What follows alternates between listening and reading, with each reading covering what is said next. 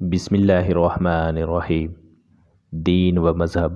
ظہور اسلام سے پیشتر اہل عرب کے دین و مذہب کی یہ حالت تھی کہ بعض قبائل نہ خالق کے قائل تھے نہ جزا و سزا کے، بعض خالق کو مانتے تھے لیکن جزا و سزا اور قیامت کے منکر تھے، زیادہ تعداد میں بت پرست اور ستارہ پرست تھے۔ بعض قبائل میں آتش پرستی بھی رائج تھی۔ خانہ کعبہ کو بت پرستی کا مرکز بنا رکھا تھا اور 360 بت کعبہ میں رکھ چھوڑے تھے۔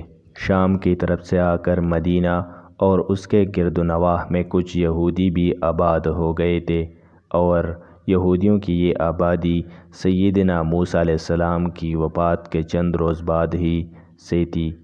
ان یہودیوں میں بنو قریظہ، بنو نذیر، بنو قینقاع وغیرہ مشہور قبائل تھے۔ کچھ عیسائی بھی ملک عرب میں آباد تھے۔ غسان اور نجران میں عیسائی لوگ آباد تھے۔ کچھ لوگ قبیلہ قزاع کے بھی عیسائی ہو گئے تھے۔ جزاک اللہ خیرا۔